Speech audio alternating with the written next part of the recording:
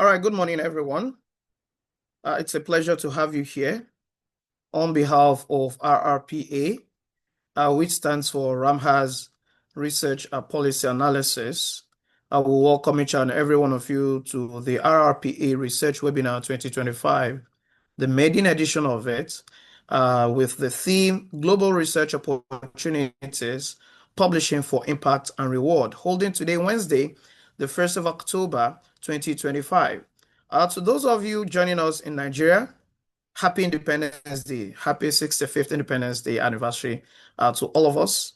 And to others who might not be Nigerians, wherever you are, from whatever part of the world you might be joining us, it's a pleasure to have you here with us.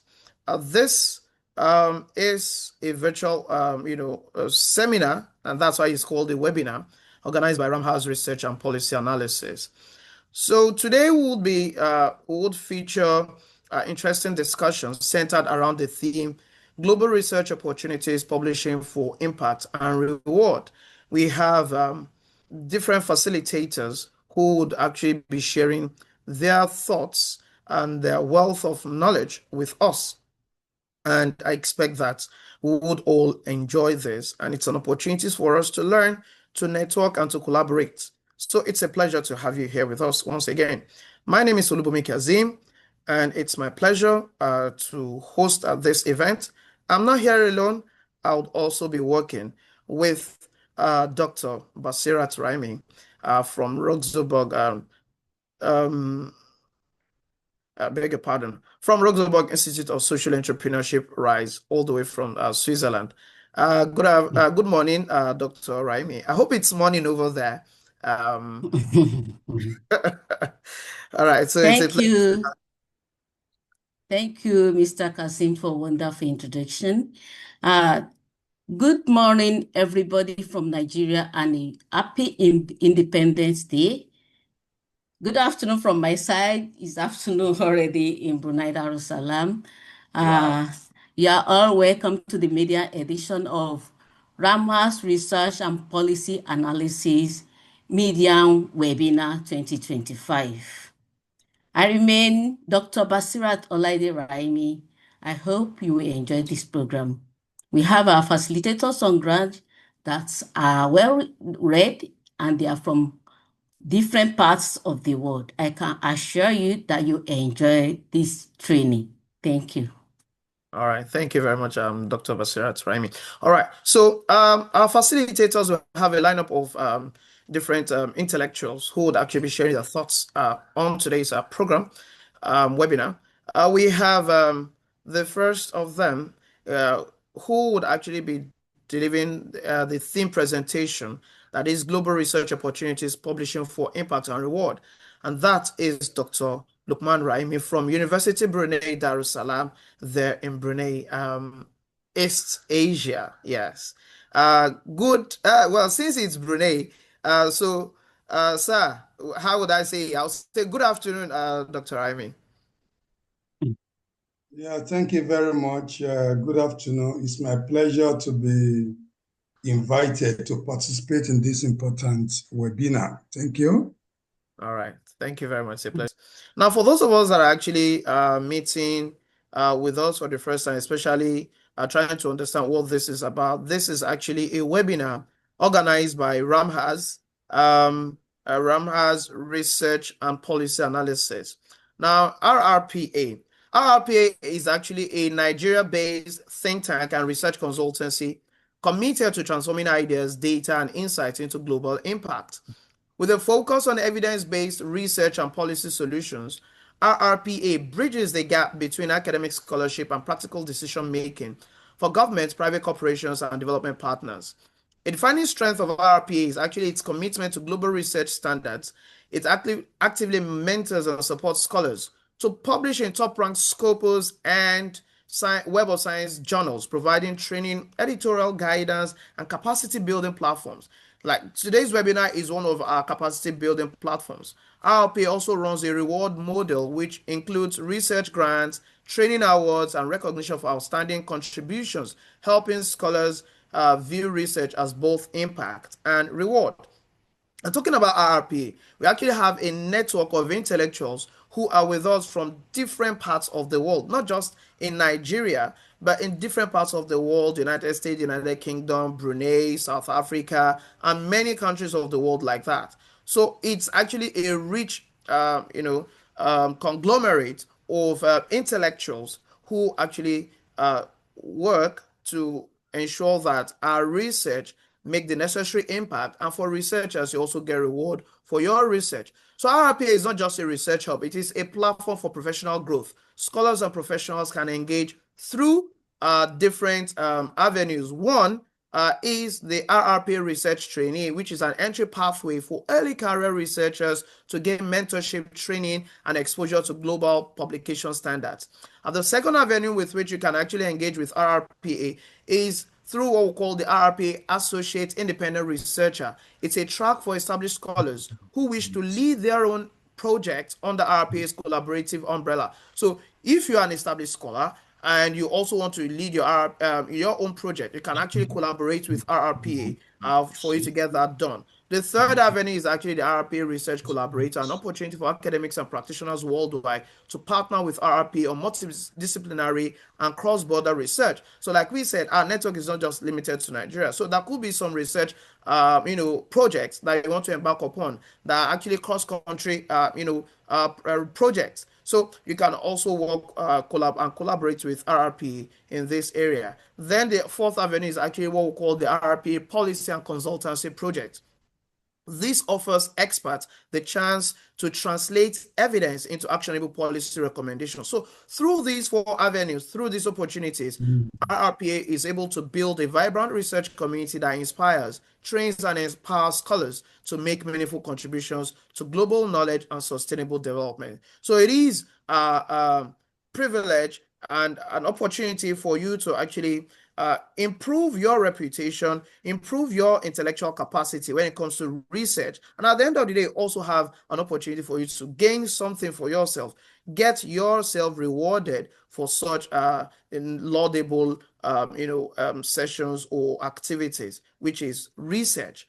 Now, research is actually the door to development and to a whole lot of things. People talk about what companies are coming up these days. It's actually a product of research. So who says you also cannot make something from your research endeavors? All right, so I'm not the facilitator for today. I'm just the moderator. So right now, we will be going to the first presentation because we want to manage our time effectively. So in that regard, we'll be going to the first presentation, which is actually the theme presentation on global research opportunities, publishing for impact and reward.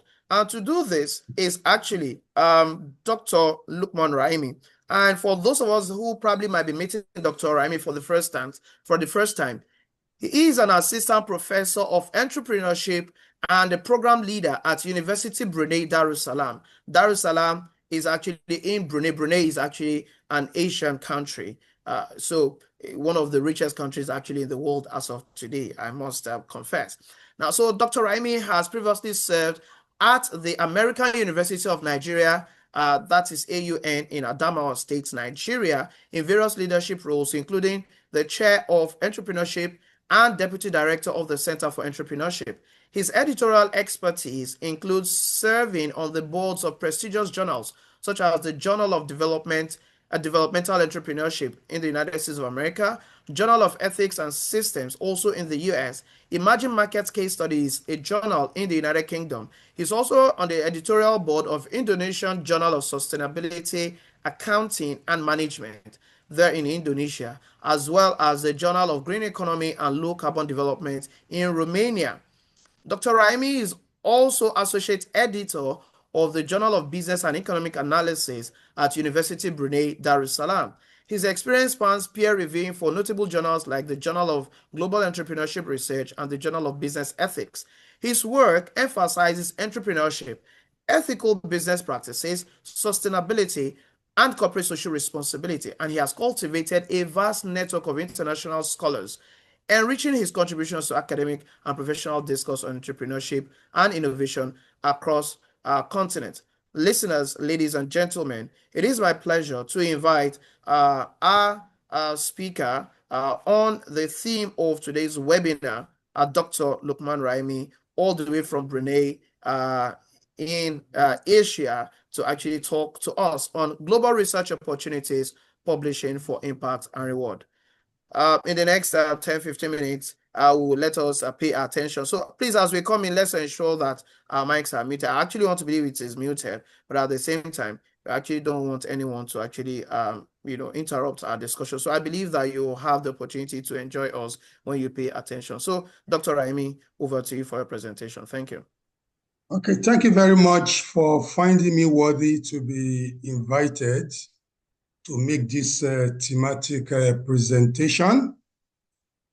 Distinguished colleagues, esteemed researchers, and rising scholars, I sincerely appreciate RAMHAAZ Research and Policy Analysis, RRPA, for inviting me as the team speaker to share my thoughts on the title Global Research Opportunities, Publishing for Impact and Rewards.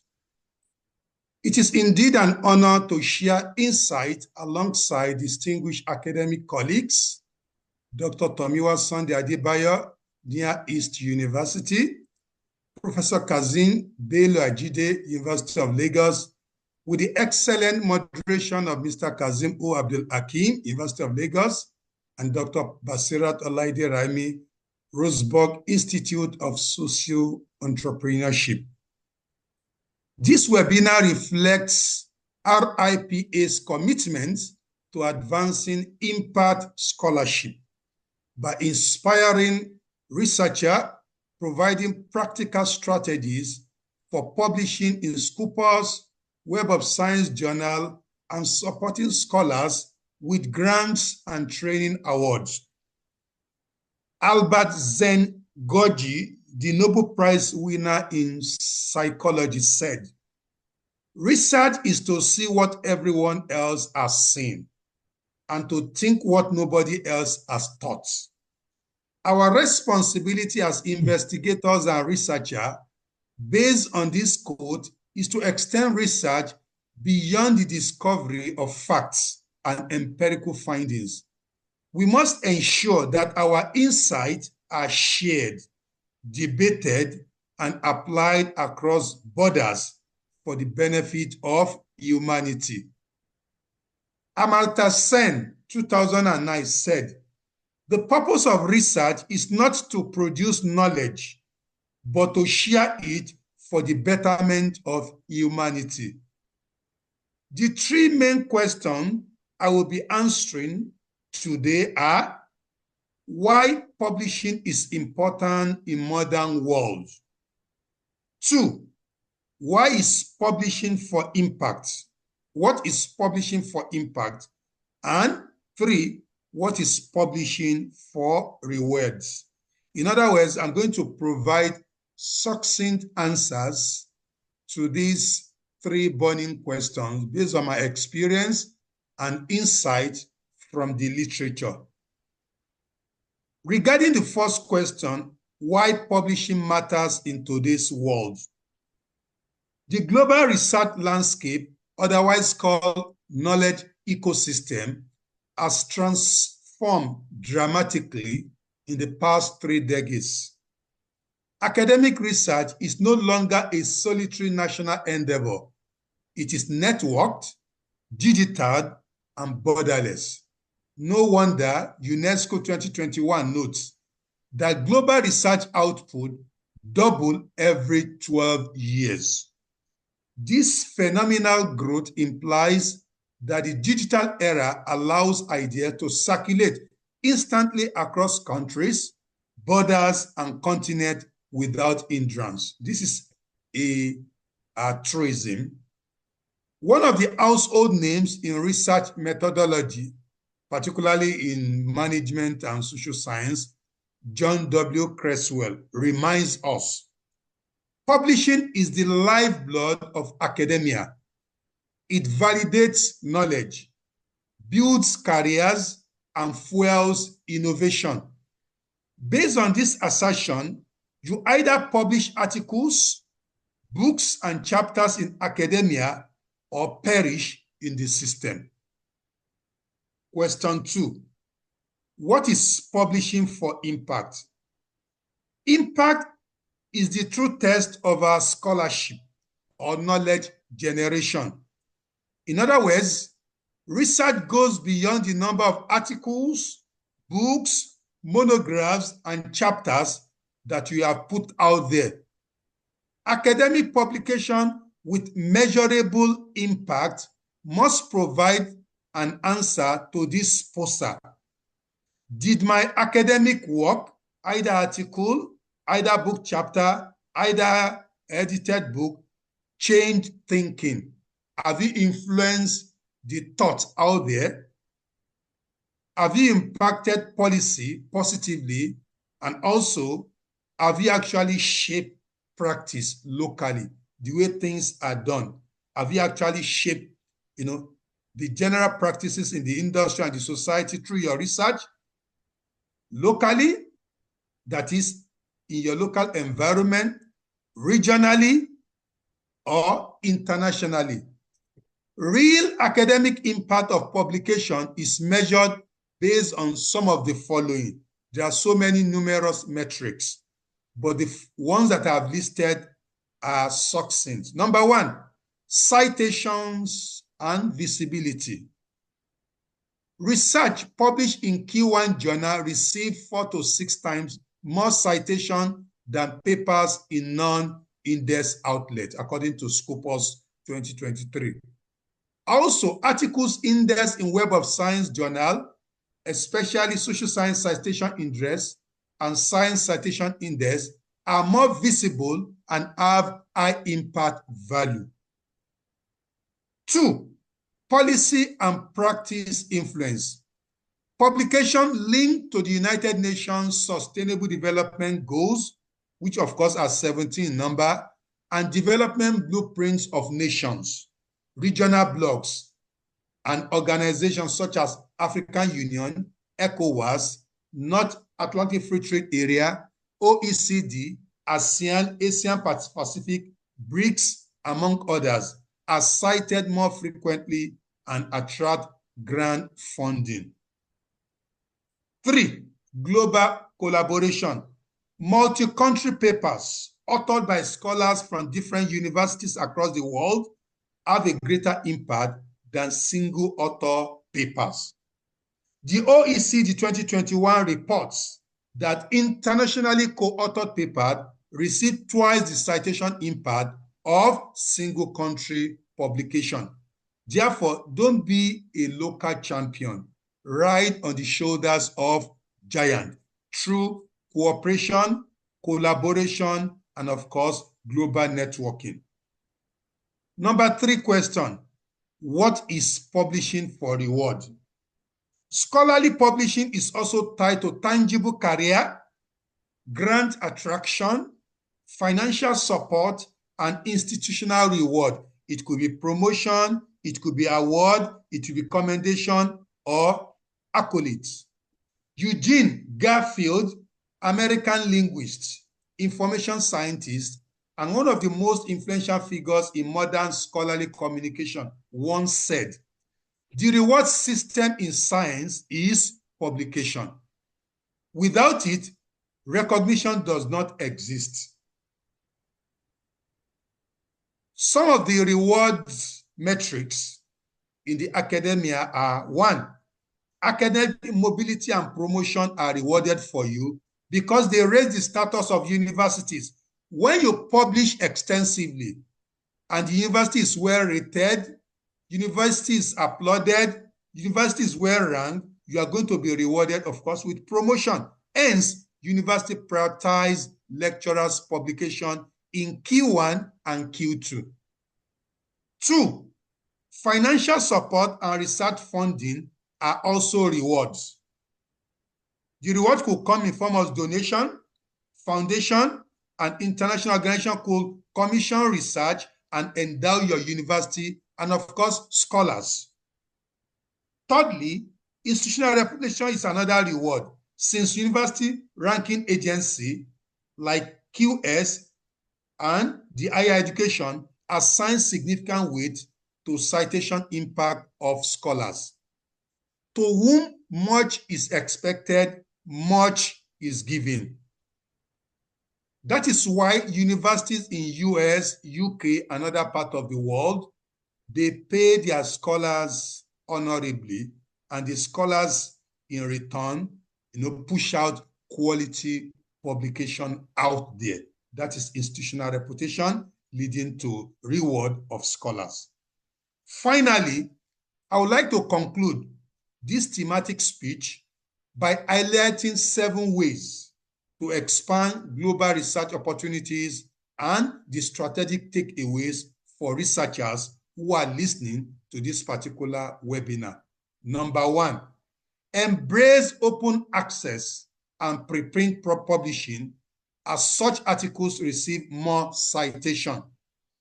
2, join collaborative platform and be visible on digital tools like Mendeley, OSCID, Google Scholar, Leon, ResearchGate, and academic.edu to enhance your visibility, networking, and global reach. 3, focus on emerging regions by engaging with journals, spotlighting research from Africa, Asia, and the Middle East to diversify and expand impact. Number 4, focus on cross-disciplinary research because interdisciplinary work attracts higher funding and citation rates. Number 5, target index journal by publishing in Scopus, Web of Science index journal that aligns with your discipline. You may be from science, economics, or management. I am from the field of management, so my institution targets Scopus, ABDC, and ABS.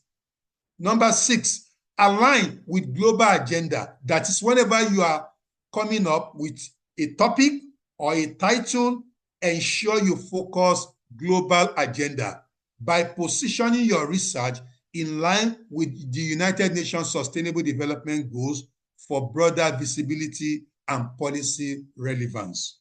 Number 7, which is the final one, strategic collaboration and networking by partnering with international scholars and building long-term ties through conferences, consortia, and research network. Collaboration is the new currency of research impact, according to OECD 2021. In conclusion, as Kofi Annan once said, knowledge is power. Information is liberating. Education is the premise of progress in every society. Let us publish, let us share, and let us shape the future together. Thank you for your rapt attention. Thank you very much, Dr. Lukman Raimi. That is very, very incisive, short, precise, but filled with a lot of information. And I believe that for those of us who actually listen to that presentation, you know that it is very much loaded. In fact, what really struck me was the fact that what we know in the academic field is that publish or perish. And he also emphasized that. And he said that to whom much is expected, much must be given. And I hope our institutions actually take note of this, as it is practiced in the United States, where you expect, I'm trying to imagine Nigerian scholars who probably what they call take-home pay cannot even take them home. And you expect them to publish in some of these highly ranked journals, as Dr. Raimi has actually mentioned. And you are not actually giving them so much. So to whom much is expected, much must be given. A very wonderful presentation. Thank you very much, Dr. Raimi. And I know for our listeners, we might actually, be itching to ask questions. I would also advise that please note your questions. We'll have time for actually Q&A, where we'll actually take some of your questions, comments, and contributions. So please note them, and in fact put them in the chat box. So when it's time for the Q&A, we will take them. So but it's important that I let you note that for your comments, please send them ahead, send them in the chat box We are taking note of them. During the Q&A, we would ask the facilitators so that the one that applies to each of them, they would be able to, like we introduced earlier, Dr. Tomiwa will be speaking to us. Will actually be giving the keynote talk on breaking barriers in publishing. And Dr. Tomiwa Sunday Adebayo is actually from Near East University. Dr. Tomiwa Sunday Adebayo is an academic specializing in environmental economics, energy policy, and applied econometrics, currently affiliated with Near East University in Turkey. Turkey, for those of us who know, the country says it's now Turkey, Turkiye. His research investigates topics such as climate change, renewable energy, trade openness, technological innovation, and ecological sustainability across diverse economies. With over 20,000 citations. Wow. Doc, you're very much welcome. His work features prominently in high-impact journals and interdisciplinary outlet. He serves as an associate editor for the International Journal of Sustainable Development and World Ecology. With an ORCID ID, his profile reflects sustained productivity in research, bridging economics and environmental science. Ladies and gentlemen, it's my pleasure to welcome Dr. Tomiwa Sunday Adebayo as he actually gives his keynote talk on breaking barriers in publishing for the next 15 minutes. Thank you. You're welcome, sir. Thank you, sir. Hope my voice is clear and legible. Yes, very clear, very clear. At least for my end, very clear. Thanks for the invite. It's a pleasure. Basically, since I have a few minutes, so I have to be precise as much as possible. So to discuss breaking barriers in publishing. As we know, publishing has become easy as well as difficult things recently. Mostly 2025 has been a difficult year. People face a lot of problems regarding publications. However, I've been able to highlight a few things that people cease to understand in publication because the advent of AI has made a lot of things so difficult. So in this presentation, I'm going to highlight a few things that I think should be considered by upcoming scholars, as well as we also, that if considered, it will increase the chance of publication.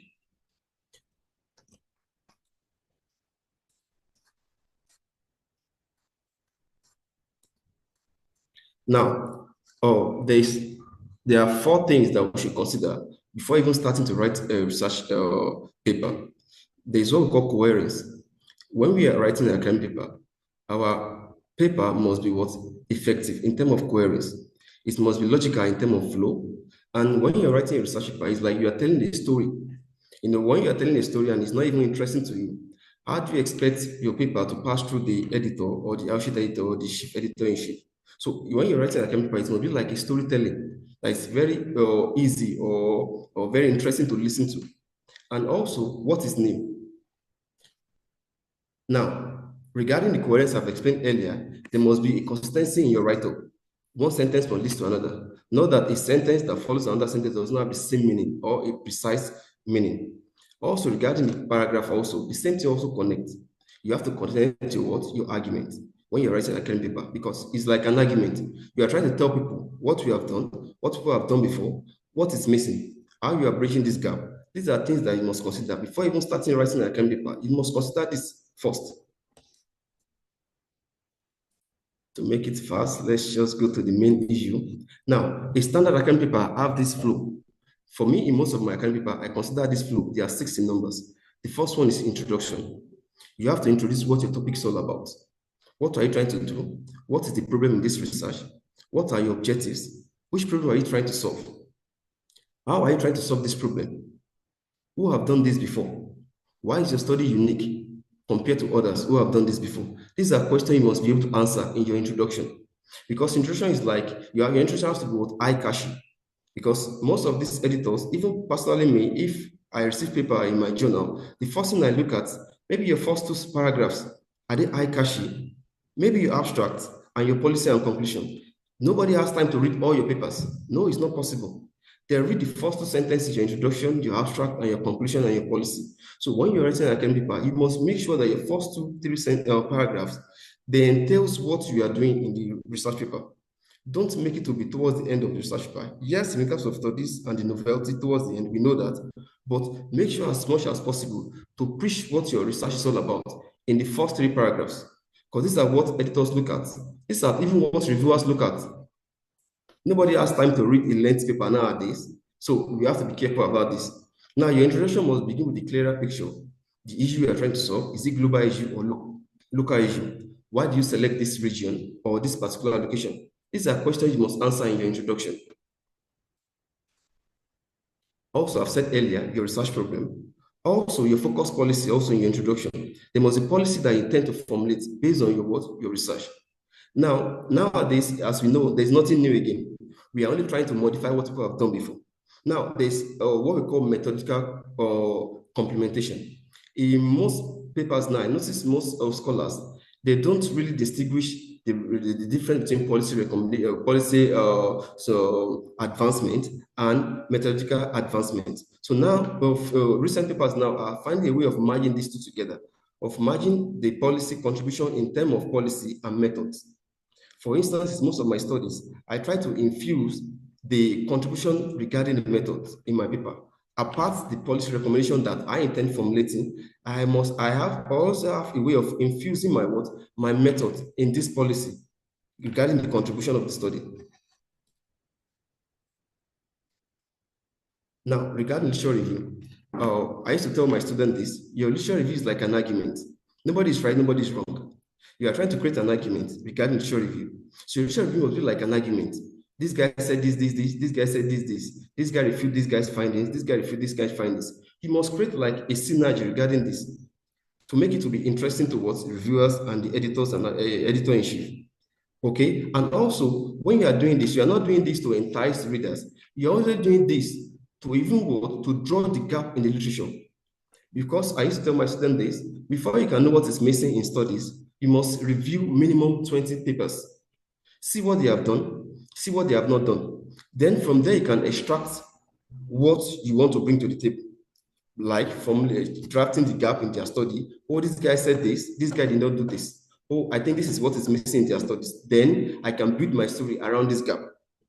Okay, and we must make sure that our research problem fits into this research gap as well also. Now, the theoretical framework, this is common. Most times, most studies, most journals don't require this. They always tell you to find a way of infusing your theoretical framework with your empirical review, things like together to what literature review. But for me, I used to tell my students this, that it's better for you to have like maybe just a paragraph of theoretical framework. Just give brief or established connection between your variables. Just maybe not too much, just 1 or 2 paragraphs.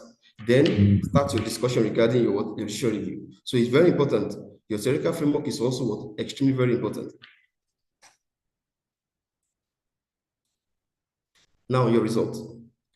Now, before starting anything regarding discussion of results, there must be a template that you want to follow. Okay, it's very important. There must be a precise template that you want to follow. Okay, I want this template. And when you're writing your results, your result has to be interactive in nature. It's like you're talking to yourself.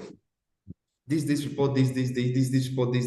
It has to be interactive, because if you want to see your flow and coherence, is it logical? Then try as much as possible to always link your findings with prior studies. There's nothing, I used to tell people this, there's nothing new again. We are only modifying what has been known already. So you have to connect your findings with prior studies in your discussion side of your manuscript. Now, regarding the conclusion and policy, people make these mistakes in conclusion. Conclusion should not be a repetition of the entire result that you obtain. It's just like a short information. Make it to be as short as possible. Maximum 1 paragraph. If possible, half paragraph. Then your policy is the main hitting point. And your policy must not be too generic, because nowadays people just use general policy. No, your policy has to be drafted from your results. Nobody cares if your result does not align with theories. We don't care, because it's research. We want to bring out new things. Don't always force your result to align with what is established in academic literature. No, you can deviate, it doesn't matter. That's why we call it research. If you find something today, someone can find another thing tomorrow. So don't make it to be 100% perfect. Just make sure your policy is based on your findings. And I just tell people this. Now, if you have policy initiative, there's what we call managerial implication as well also.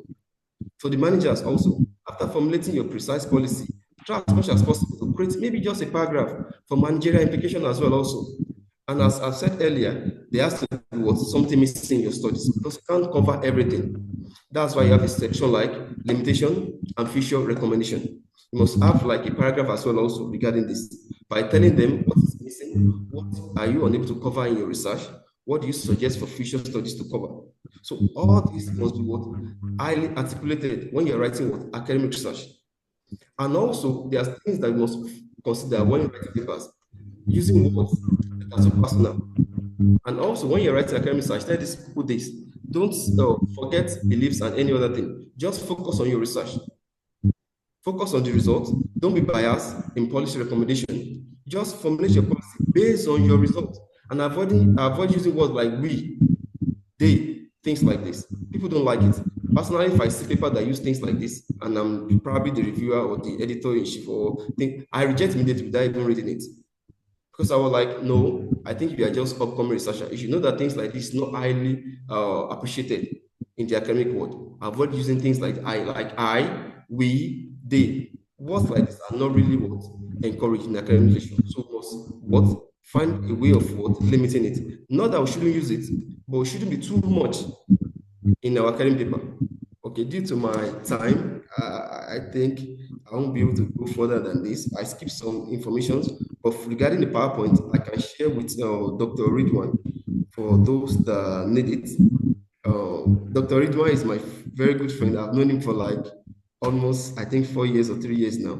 So in case you need any form of information from him, you can get in touch with him. He knows my area of specialization. Well, Professor, I've said my area of specialization already, but the basic thing is I deal with wavelet analysis, high frequency analysis. So this is basically what I do. So I think, thanks for the opportunity to present these few things. So, Prof. All right. Thank you very much, Dr. Tomiwa Adebayo, on breaking barriers in publishing. That was very, very wonderful. I've learned a lot, especially talking about the fact that when people write, there is no need for you to actually personalize your research or to say I, we, we, the researchers now, and trying to personalize. It's not about you.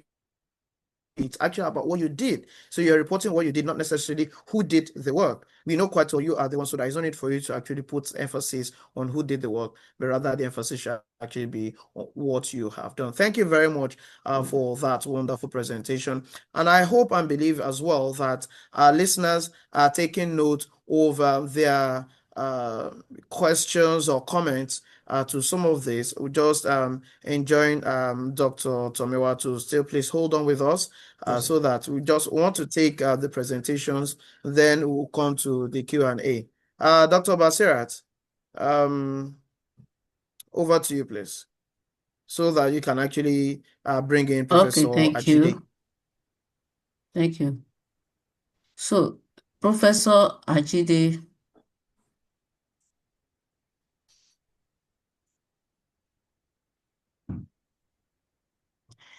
thank you, Mr. Kasim. Thank you, Dr. Tomiwa, for that wonderful presentation. I really appreciate that. Over to Professor Ajide. Professor Kazim Ajide Bello. Professor Kazim Bello Ajide is a professor of economics at the University of Lagos, Nigeria. He earned his BSc, MSc, and PhD degrees in economics from the University of Ibadan. His research interests span housing and real estate economics, institutional economics, and environmental and developmental economics, with particular focus on climate change, financial development, governance, and terrorism in Africa. He has published widely in leading journals, including World Development, Environmental Science and Pollution Research, Resource Policy, Defense and Peace Economics, Economic Change and Restructuring, and the Review of Black Political Economy. Beyond this research, Professor Ajide has served in several leadership roles at the University of Lagos and acts as a reviewer for top-tier international journals. He is also an external assessor to universities in Nigeria, Ghana, and South Africa. He is a member of AERC, ICANN, and NIN, and recipient of MacArthur and TED Fund Research Grants.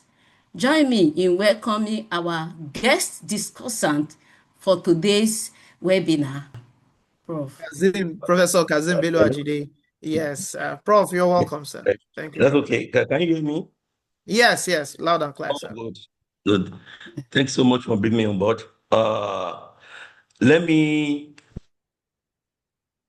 begin by appreciating our two Senate speakers, Dr. Lukman Raimi of University Brunei Darussalam, and Dr. Tomiwa Sunday Adebayo of Near East University for their insightful and thought-provoking presentations. Dr. Raimi has skillfully guided us through the broader picture of global research opportunities, situating publishing at the intersection of impact and reward. By Dr. Adebayo, whom I'm seeing virtually for the first time, though I have long admired his scholarly contributions online because he has published extensively, over 20,000 citations. It's not easy. It's a very big achievement in academics. So I really admire him a lot because I've had he has in turn provided a very barriers to publishing. Papers should look like introduction, literature review, theoretical framework, result and discussion, conclusion and policy recommendation.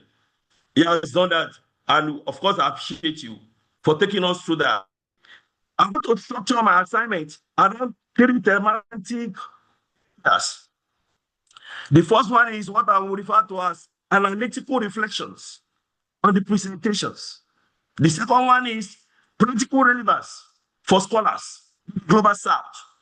And the third one, of course, is guidance and recommendations arising from the insight shared by these speakers. So let me begin with the 4 thematic areas, analytical reflections. What strikes me in listening to both speakers in the complementary nature of the insights.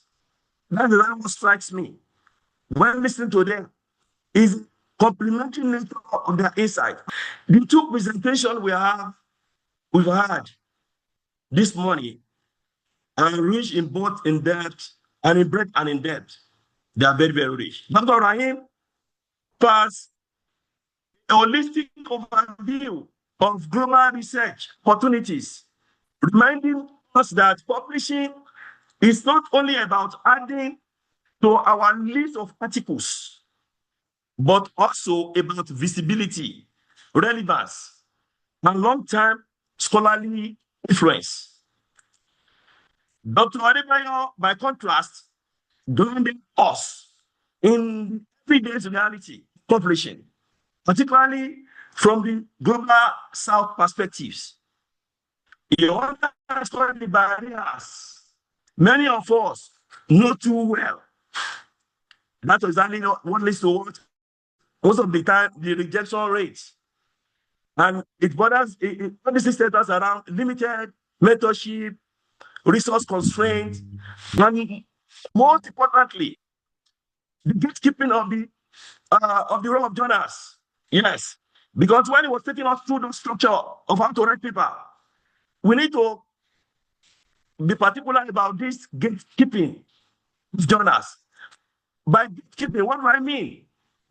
Simply means the power that editors, reviewers, and sometimes journal boards exercise in deciding which manuscripts still in the light of day and which are rejected. Because if your paper is not well structured, well argued, well articulated, of course, it can be rejected. So this is exactly what Dr. Tomiwa took us through.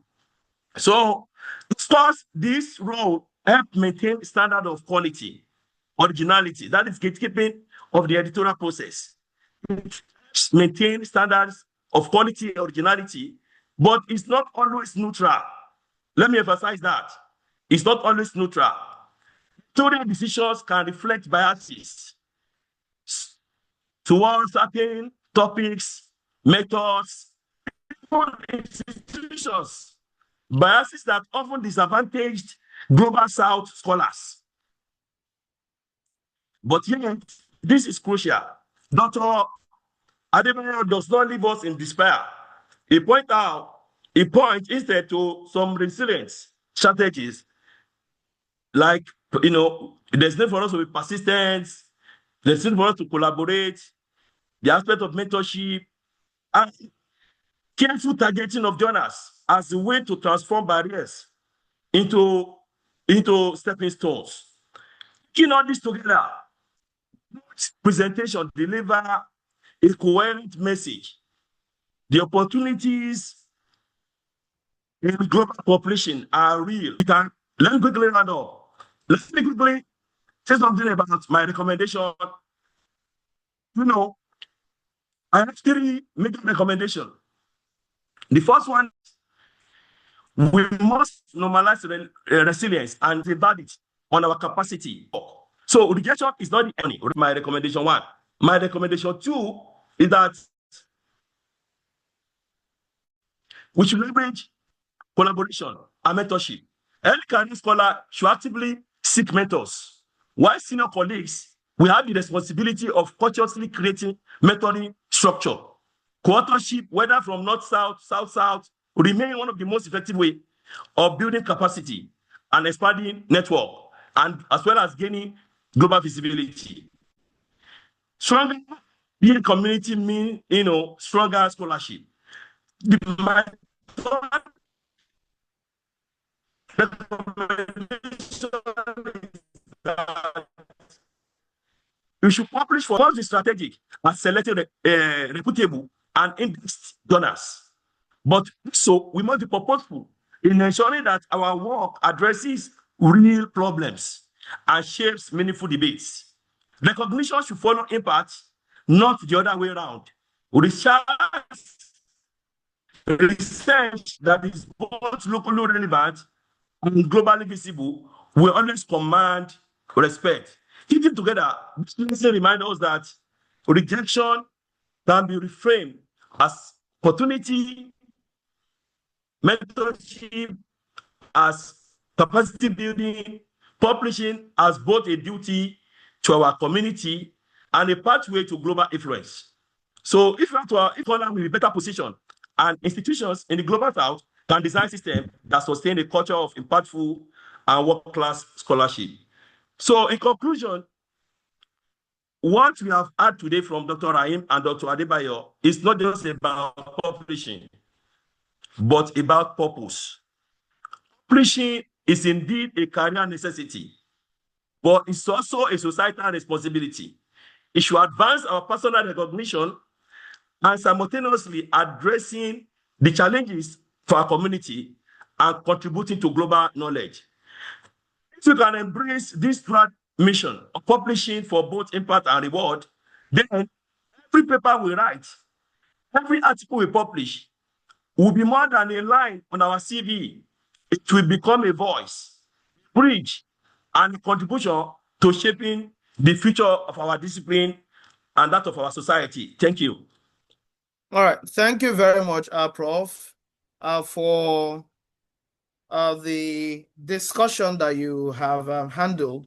You have been able to help us harmonize the 2 presentations, and you've been able to also add your own voice to it and help us make meaning of what the 2 presentations have been, especially as it relates to the fact that we need to build our research capacity and at the same time, the opportunities that are there for us when we publish, especially in reputable journals. I love the fact that you call the attention of people to the existence of what we call predatory journals.